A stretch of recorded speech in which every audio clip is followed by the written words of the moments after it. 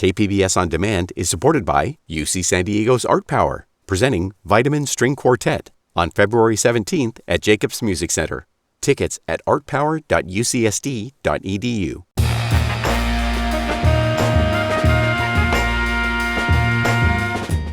Welcome in San Diego, it's Jade Hindman. On today's show, they're a landmark along the 5 that will soon be gone. We'll discuss the demolition timeline for the 2 domes at the San Onofre nuclear plant. This is KPBS Midday Edition, connecting our communities through conversation.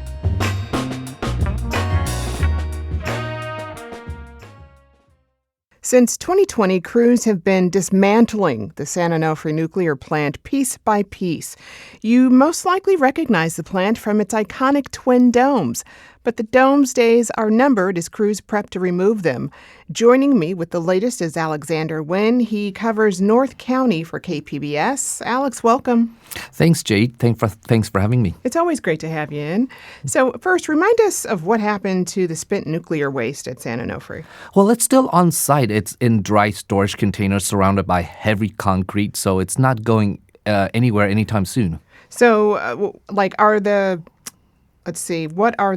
plans for this waste? I mean, it's kind of been a priority, at least for people who live around there for quite some time. So what's the plan with that? And does that at all complicate the demolition process here? Well, there is really no plan for it right now because Congress hasn't really dedicated a site for nuclear waste removal. So it's staying there until that happens. As far as demolition goes, it's quite a ways away from the demolition site, so it doesn't really affect the demolition at all. Okay. Well, the plant was shut down in 2013. How much of it has been removed so far? Well, everything is gone, including the trestle, the auxiliary building. So the only thing remaining now are the domes and the switch yard, which will remain because it connects the transmission lines between Orange County and San Diego County. So that is remaining because if you take that away, I think a lot of San Diegans would be so mad. Sure. Well, how exactly are they going to demolish the domes? Well, they're using excavators, punching and removing concrete from around the domes, about 8-foot height at a time. And gravity will take care of the rest, so the domes will fall down and they will repeat the process until they're all gone. Okay, so I imagine the domes falling down and dust flying up. So air quality has got to be a concern, especially, with pollution. So how are crews then monitoring and addressing that issue? Yeah, definitely. They are worried about the dust and the pollution. So during the whole demolition process, from what I've seen, they've been spraying water continuously as excavators work.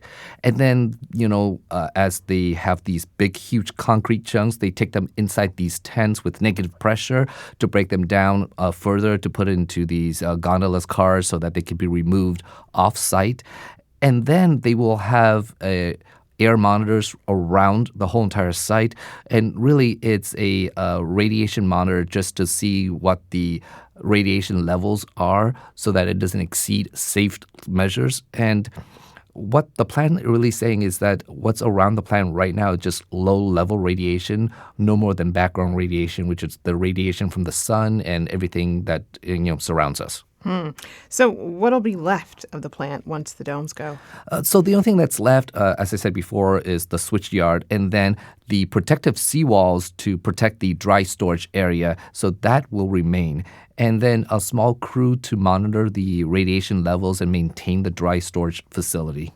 We're talking about, a pretty iconic building there off the 5. So what's the chatter been like online to its demolition?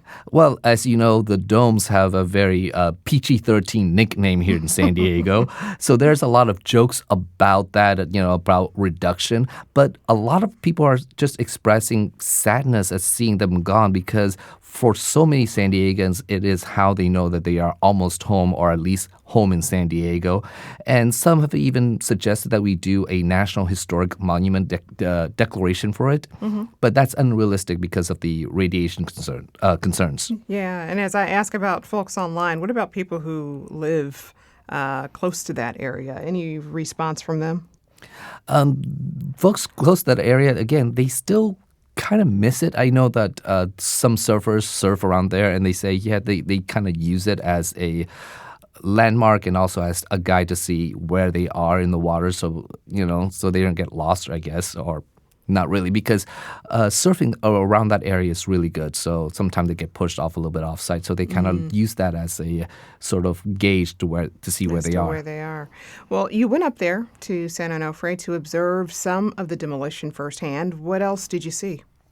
Well, the crews were extra careful about radiation contamination. There are several safety measures in place.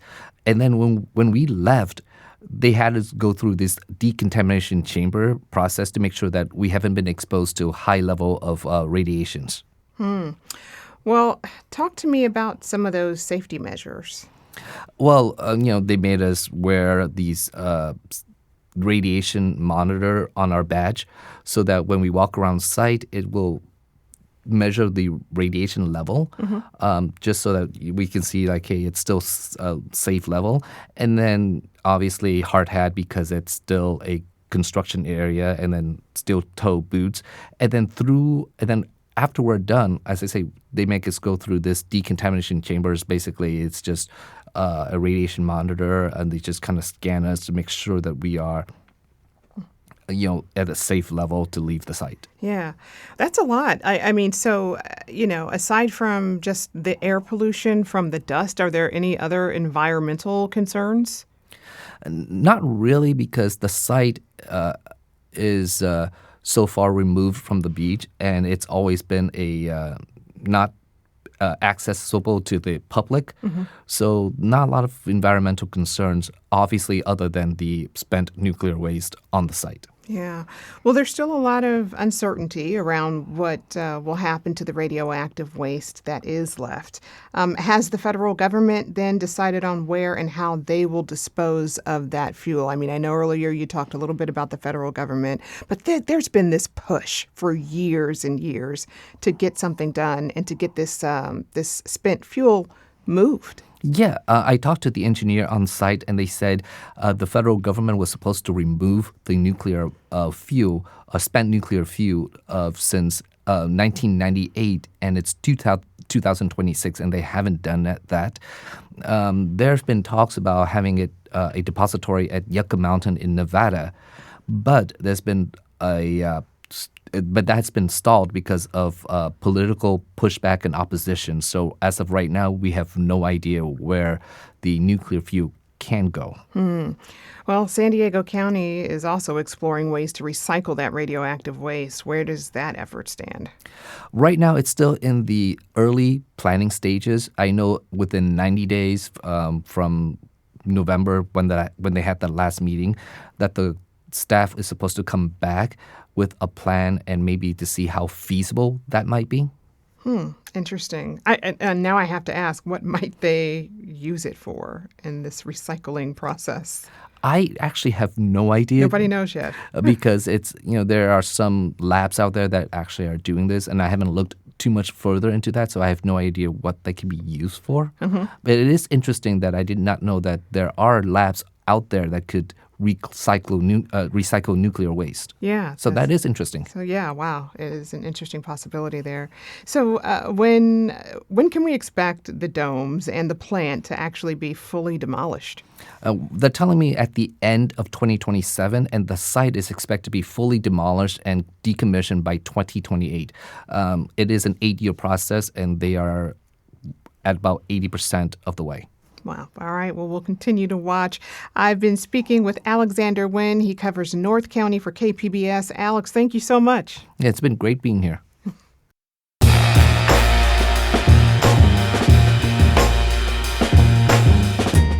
That's our show for today. I'm your host, Jade Hindman. Thanks for tuning in to Midday Edition. Be sure to have a great day on purpose, everyone.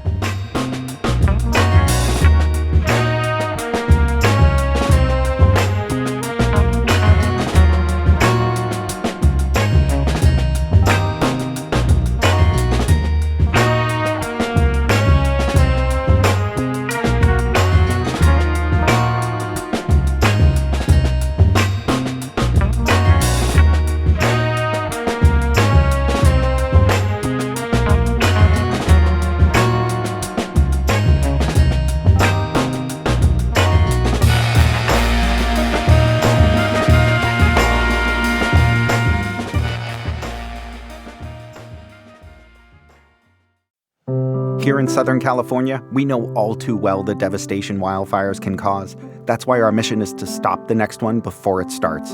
I'm Brian D'Agostino, leader of SDG&E's Wildfire and Climate Science team, and we've built one of the most advanced wildfire prevention programs in the country, with a team of world-class meteorologists using artificial intelligence and real-time weather data, all to help keep our communities safe. We're also building a stronger grid and using public safety power shutoff when necessary because, believe me, I've seen firsthand how unpredictable wildfires can be. But here at SDG&E, we face that uncertainty head-on to help keep you safe. Learn more at sdge.com/wildfire safety.